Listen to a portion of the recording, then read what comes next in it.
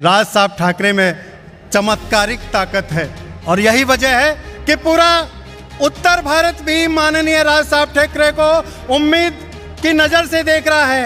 एक होप नज़र आ रही है। उनको लगता है कि एक अकेला नेता इस देश में है जो हिंदू जननायक है, जिसका नाम है राज साहब ठाकरे। जब वो अंगड़ाई लेंगे तो पूरे देश का इतिहास बदल जाएगा। वो अंगड़ाई लेने का समय आ गया है। मुझे पूरा यकीन है कि मेरे आदरणीय राज साहब ठाकरे बहुत जल्दी ही श्री राम लला के दर्शन करने के लिए अयोध्या की धरती पर भी जाएंगे और पूरा देश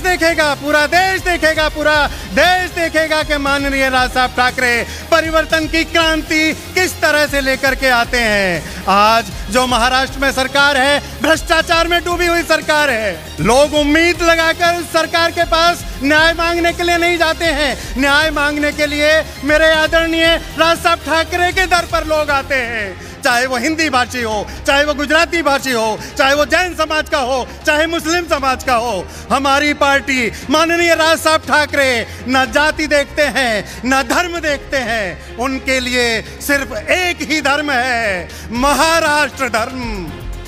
राज साहब ठाकरे के इस महाराष्ट्र धर्म को हम सबको मिलकर के पूरा करना है। हम सबको उनके स्वप्न को साकार करना है। छत्रपति शिवाजी महाराज के हिंदवी स्वराज के स्वप्न को हमें स्वीकार करना है और माननीय राज साहब को इस महाराष्ट्र का मुख्यमंत्री बनाना है। आज हम सब संकल्प लें कि बहुत जल्दी इस तरह की अंगड़ाई ली जाए, इस तरह का परिवर्तन किया जाए, इस तरह की क्रांति की जाए कि आने वाले जो भी चुनाव हों उन सभी चुनावों में सिर्फ एक ही नाम आए, माननीय राज साहब ठाकरे, माननीय राज साहब ठाकरे। महाराष्ट्राची माती, महाराष्ट्राचा माणूस, माय मराठी जिंदाबाद जिंदाबाद जिंदाबाद। आता मी आमंत्रित करतो महाराष्ट्र नवनिर्माण सेनेचे सरचिटणीस, ज्यांनी 1989 ते 2006 पर्यंत पत्रकारिता केली। पक्ष स्थापनेच्या वेळी पत्रकारितेला रामराम ठोकून महाराष्ट्र नवनिर्माण सेनेमध्ये सामील झाले, ज्यांनी हिंदीमध्ये 10 पुस्तकं लिहिली आणि त्याला राज्यस्तरीय पारितोषिकं मिळाली। एकलव्य का अंगूठा हा त्यांचा काव्यसंग्रह अतिशय प्रसिद्ध आहे। असे आमचे महाराष्ट्र नवनिर्माण सेनेचे सरचिटणीस डॉक्टर वागीश सारस्वत यांना मी एका हिंदी भाषिकाकडून महाराष्ट्र नवनिर्माण सेना याविषयी संबोधित करण्यासाठी आमंत्रित करतो।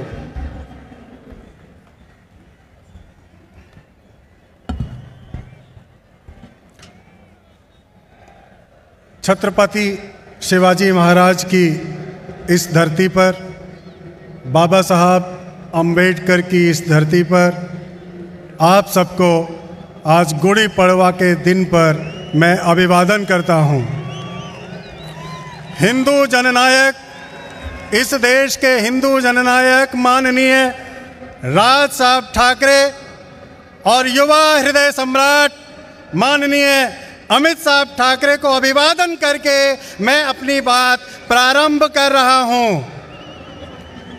मित्रांनो, तुम्हाला असं वाटत असेल का हा माणूस हिंदीत बोलायला लागला म्हणजे महाराष्ट्र नवनिर्माण सेनेला झालाच काय?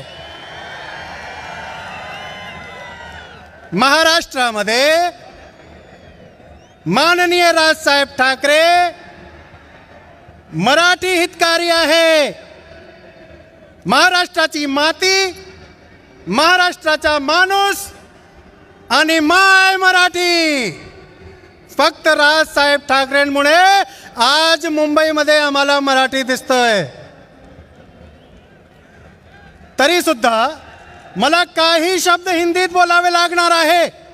याचं कारण असं आहे की हिंदी भाषिकांमध्ये, हिंदी बोलणारे लोकांमध्ये महाराष्ट्र नवनिर्माण सेनेबद्दल काय विचार आहे ते कुठली पद्धतीनेच विचार करतायत तुम्हाला सर्वांना माहीत असलं पाहिजे आणि या मंचकावरून या देशामध्ये बसलेले दूर दूर बसलेले लोकांना कळलं सुद्धा पाहिजे की माननीय राजसाहेब ठाकरे हिंदी भाषिकांबद्दल काय सोचतायत, काय विचार करतायत आणि हिंदी भाषिक राजसाहेबांबद्दल काय विचार करतायत। मित्रांनो, एक छोटी सी बात बताता हूँ आपको, मुझे अभी अभी याद आई और मैंने कन्फर्म की अपने आदरणीय बाला नादगांवकर साहब से।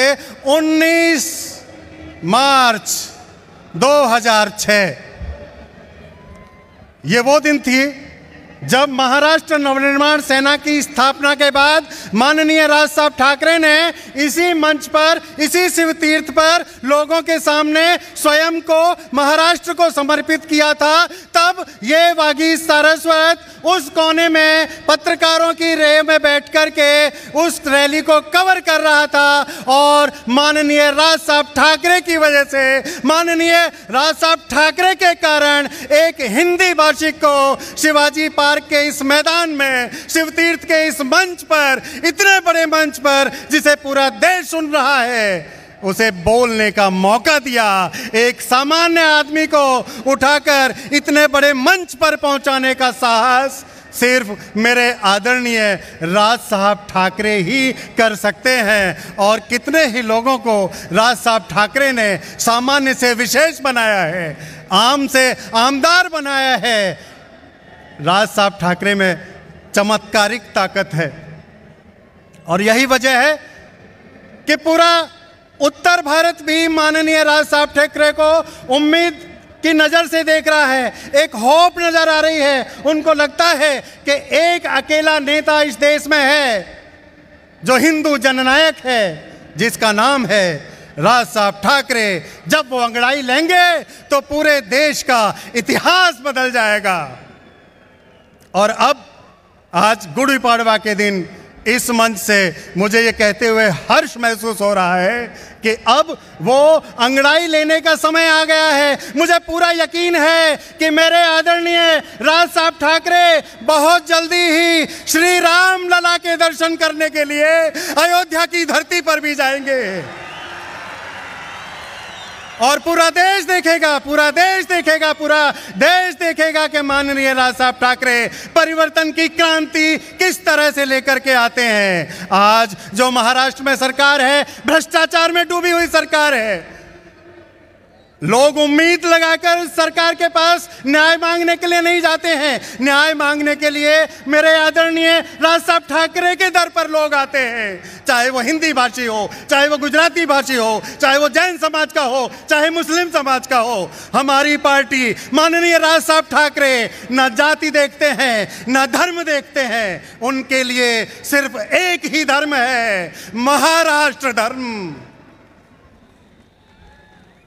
और राज साहब ठाकरे के इस महाराष्ट्र धर्म को हम सबको मिलकर के पूरा करना है, हम सबको उनके स्वप्न को साकार करना है। छत्रपति शिवाजी महाराज के हिंदवी स्वराज के स्वप्न को हमें स्वीकार करना है और माननीय राज साहब को इस महाराष्ट्र का मुख्यमंत्री बनाना है। आज हम सब संकल्प लें कि बहुत जल्दी इस तरह की अंगड़ाई ली जाए, इस तरह का परिवर्तन किया जाए, इस तरह की क्रांति की जाए कि आने वाले जो भी चुनाव हों, उन सभी चुनावों में सिर्फ एक ही नाम आए, एक ही नाम आए, माननीय राज साहब ठाकरे, माननीय राज साहब ठाकरे। महाराष्ट्राची माती, महाराष्ट्राचा माणूस, माय मराठी जिंदाबाद, जिंदाबाद, जिंदाबाद। जय हिंद, जय महाराष्ट्र।